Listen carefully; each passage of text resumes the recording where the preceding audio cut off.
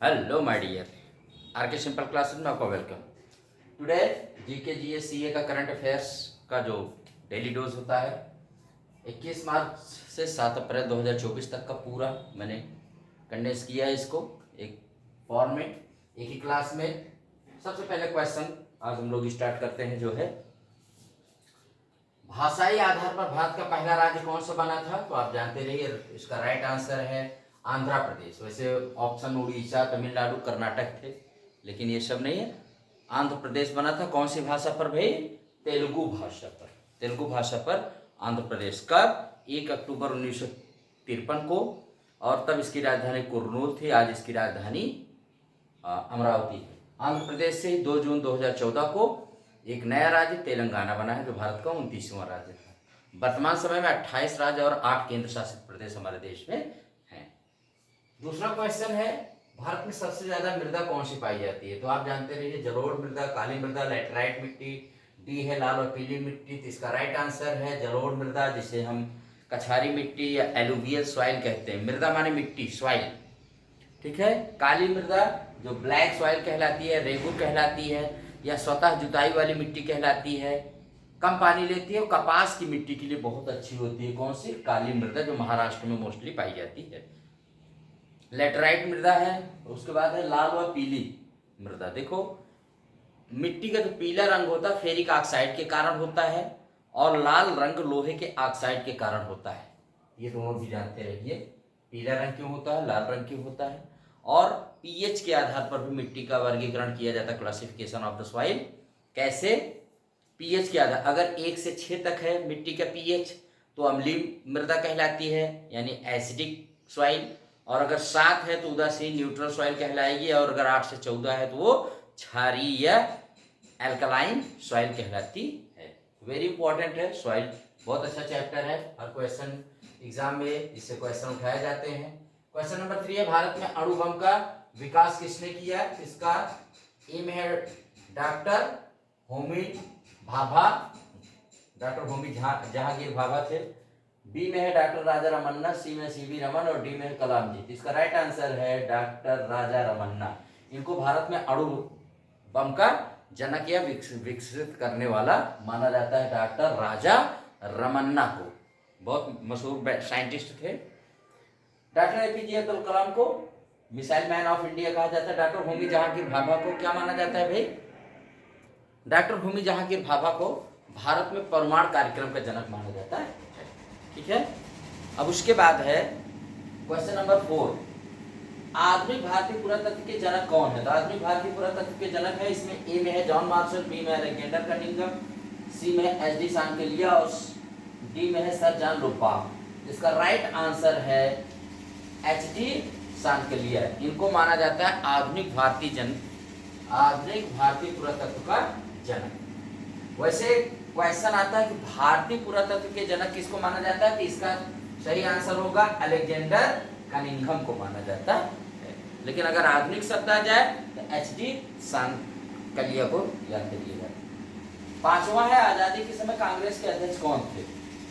इसमें ए में सरोजिनी नायडू, बी में है जेबी कृपलानी, सी में है मोहम्मद अबुल कलाम और डी में है महात्मा गांधी। तो इसका राइट आंसर है बी, जेबी कृपलानी।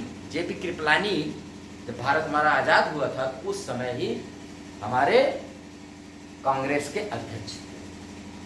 भारत में कुल कितनी पंचवर्षीय योजनाएं चलाई गई हैं, ये 9वां क्वेश्चन है। 6वां क्वेश्चन इसको याद रखिए, ए में है 7, बी में है 8, सी में है 9 और डी में है 12। यही आंसर सही है 12। आज तक भारत में कुल पंचवर्षीय यानी 5 वर्ष की जो योजनाएं बनाती थी भारत सरकार योजना आयोग के माध्यम से, उन्हें पंचवर्षीय योजनाएं 5 ईयर प्लान कहा जाता था। कुल 12 पंचवर्षीय योजनाएं चलाई गई। पहली पंचवर्षीय योजना 1 अप्रैल 1951 से और लास्ट पंचवर्षीय योजना 31 मार्च 2017 तक।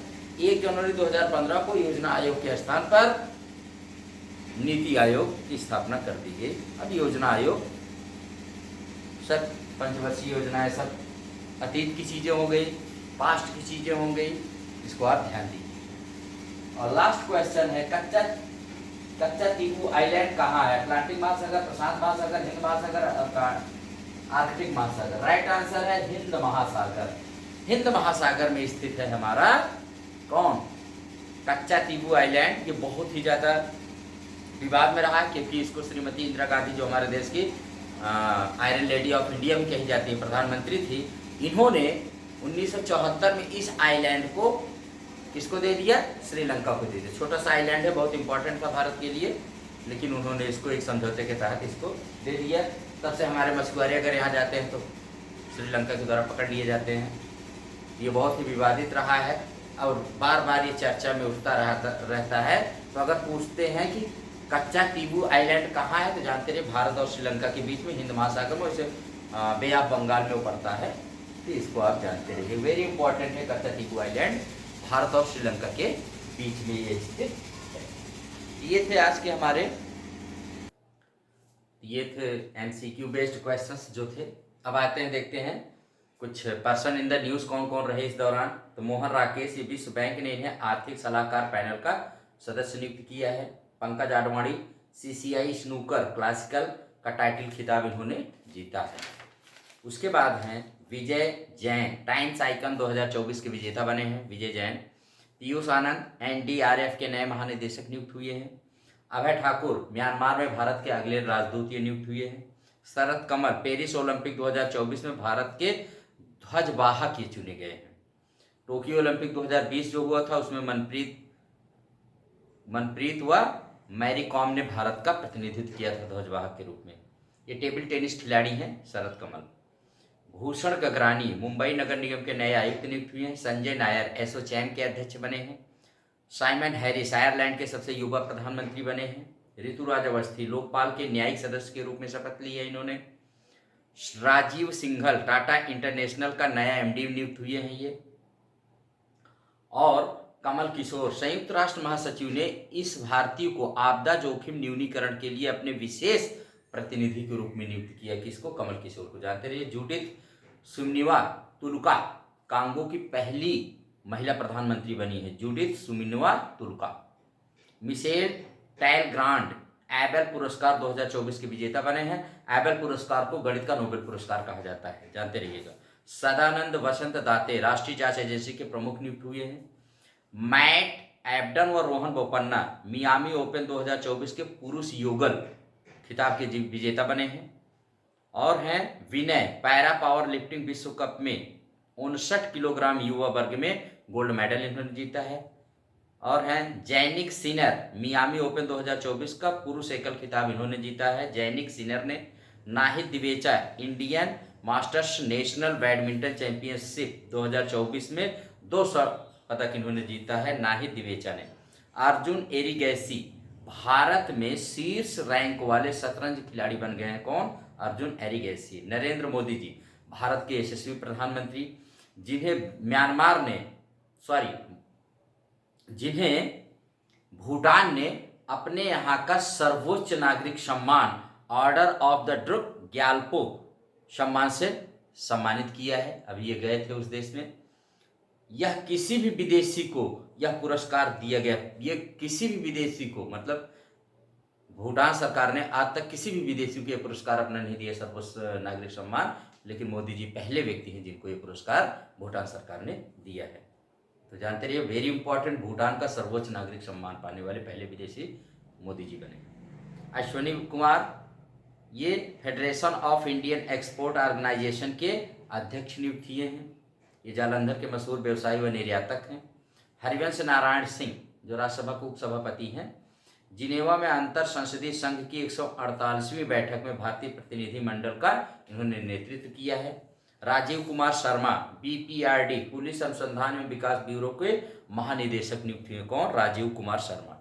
जस्टिस मोहम्मद यूसुफ वानी, जम्मू कश्मीर व लद्दाख हाई कोर्ट के अतिरिक्त न्यायाधीश के रूप में इनको नियुक्त किया गया है। पवन दाबुलरी, माइक्रोसॉफ्ट ने विंडोज और सरफेस दोनों का नया प्रमुख इनको बनाया है। जेएस सिडाना, ये क्या बने हैं भाई, जीएस सिडाना इलेक्ट्रॉनिक्स और मैकेनिकल इंजीनियर्स के 33वें महानिदेशक बने हैं। जयश्री दास वर्मा, फिक्की लेडीज ऑर्गेनाइजेशन की राष्ट्रीय अध्यक्ष का पदभार इन्होंने ग्रहण किया है। शेफाली बी शरण, पीआईबी के प्रिंसिपल डायरेक्टर जनरल के रूप में इन्होंने पदभार ग्रहण किया है। अब्देल फतेह अल सीसी मिस्र के राष्ट्रपति की इन्होंने शपथ ली है। रेणुका जगतियानी फोर्ब्स की न्यू बिलेनियर 2024 में शामिल लैंडमार्क ग्रुप की चेयरपर्सन है। ये कौन? रेणुका जगतियानी। ये हमारे कुछ थे जो पर्सन इन द न्यूज थे। अब जल्दी से करंट अफेयर्स देखते थे। वन लाइनर बहुत ही ज़्यादा इंपॉर्टेंट है। सी विजिल ऐप, ये इलेक्शन कमीशन द्वारा चुनावी प्रक्रिया की निगरानी है जारी किया गया ऐप है। जनता को चुनाव आचार संहिता के उल्लंघन की रिपोर्ट करने की अनुमति देता है यह ऐप, सी विजिल ऐप। जानते रहे, बहुत इंपॉर्टेंट है। और घर से मतदान की सुविधा 85 वर्ष के माने बुजुर्गों को दी गई है। और विकलांग जो 40% विकलांग है उनको भी घर से मतदान की सुविधा दी गई है। इसके लिए इन दोनों के लिए सक्षम ऐप चुनाव आयोग ने बनाया है या जारी किया, लॉन्च किया है। इन दोनों के लिए आसान मतदान की सुविधा के लिए कौन सा ऐप? सक्षम ऐप, बुजुर्गों और विकलांगों हेतु। बुजुर्गों की आयु 80 से 85 वर्ष कर दी गई है और विकलांग 40% अगर हैं तो वो घर से मतदान करेंगे। Know your candidate, election commission ने 2024 में लोकसभा चुनाव में उम्मीदवारों की आपराधिक छवि जानने के लिए यह जारी किया गया ऐप है। कौन सा? Know your candidate app. और आदर्श वाक्य क्या रखा है इस बार 2024 में जो चुनाव हो रहा है? कोई भी मतदाता पीछे ना छूटे। ये चुनाव आयोग का आदर्श वाक्य है। ओके, उसके बाद है युविका 2024 का आरंभ इसरो ने किया है। युवा वैज्ञानिक कार्यक्रम है ये। और 2024-25 हेतु मनरेगा का वेतन कितना कर दिया? 289 रुपये प्रतिदिन। कलाम 250 का सफल परीक्षण स्काई रूट एरोस्पेस द्वारा किया गया है। विश्व के पहले ओम आकार के मंदिर का उद्घाटन राजस्थान में हुआ है। टैंटलम जो एक दुर्लभ धातु है, इसकी खोज अभी सतलज नदी में की गई है। मेदिन पोया उत्सव अभी श्रीलंका में मनाया गया है। ओलंपिक 2036 की मेजबानी कौन करेगा? भारत करेगा। 2024 की कहाँ हो रही है? तो पेरिस में होगी। 2028 की यूएसए में होगी। 2032 की ऑस्ट्रेलिया में, 32 साल बाद ऑस्ट्रेलिया में हो रही है तो 2032। और 2036 में भारत करेगा। तो जानते रहिए ओलंपिक जो होते हैं ग्रीष्मकालीन, ये 4 साल बाद हर आयोजित। इससे पहले 2020 में कहाँ हुआ था? टोक्यो में। पहला परमाणु ऊर्जा शिखर सम्मेलन कहाँ? ब्रुसेल्स में हुआ है। फीफा 2025 का आयोजन सऊदी अरब करेगा। सऊदी अरब पहला खाड़ी देश है जो मिस यूनिवर्स प्रतियोगिता में भाग लेगा। और भारत रोजगार 2024 की रिपोर्ट अभी किसने जारी किया? तो अंतर्राष्ट्रीय श्रम संगठन एवं मानव विकास संस्थान द्वारा ये रिपोर्ट जारी की गई है। ब्रांड फाइनेंस इंश्योरेंस 100 के अनुसार सबसे मजबूत बीमा ब्रांड LIC माने भारतीय जीवन बीमा निगम। निम्मू पदम दारचा सड़क जो चर्चा में रही अभी, किसको जोड़ती है? लद्दाख व हिमाचल प्रदेश को। शिव शक्ति पॉइंट चंद्रयान 3 के जहां पर लैंडिंग किया था उसको दिया गया था शिव शक्ति पॉइंट नाम दिया गया था। इसको अंतर्राष्ट्रीय खगोलीय संघ ने मान्यता दे दी है। सिल्वेस्टर इंटरनेशनल फिल्म फेस्टिवल कहाँ मनाया गया था? अभी चंडीगढ़। चंडीगढ़ जानते हैं पंजाब और हरियाणा दोनों की राजधानी है। अब कुछ और भी चर्चा में, वाल्मीकि टाइगर रिजर्व चर्चा में रहा थी, बिहार में है। दाची ग्राम नेशनल पार्क कहाँ चर्चा में रहा थी? ये जम्मू कश्मीर में है। एतुर नगरम वाइल्ड लाइफ सेंचुरी कहाँ है? ये चर्चा में रहा, तेलंगाना में है। कुआत्रो सीएन गास क्षेत्र, ये जल संकट के कारण बहुत ज्यादा अभी चर्चा में रहा था, मैक्सिको में है। और मैक्सिको में भी एक ज्वालामुखी पर चर्चा में रही है, पापो कैटे पेटल ज्वालामुखी।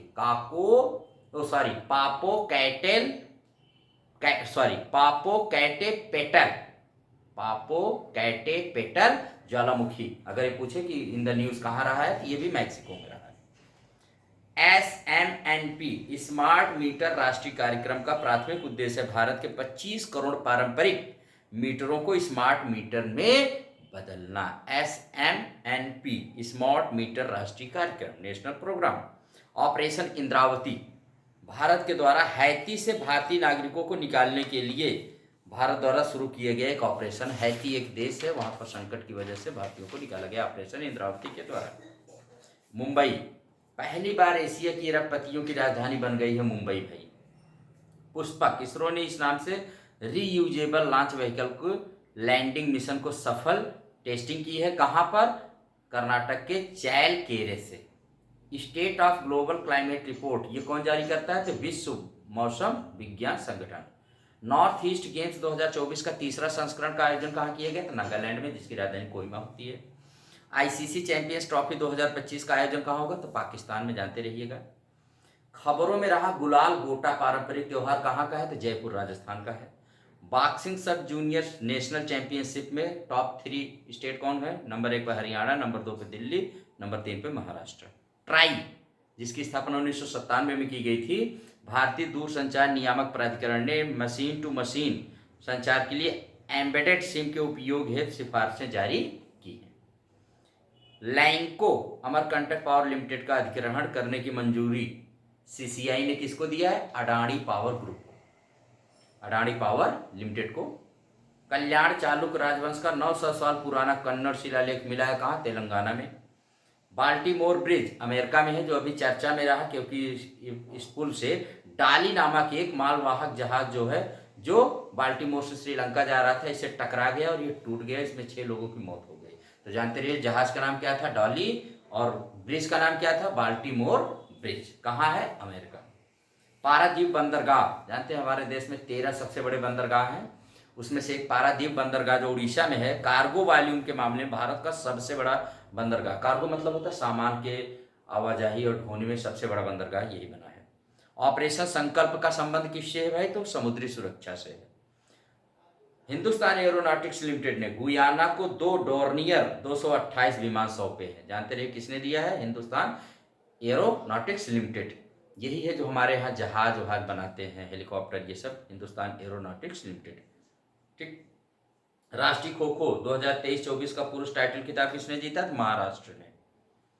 काठिया गेहूं, उत्तर प्रदेश के इस गेहूं को अभी जीआई टैग मिला है। काठिया गेहूं, जानते हैं, वेरी वेरी इंपॉर्टेंट।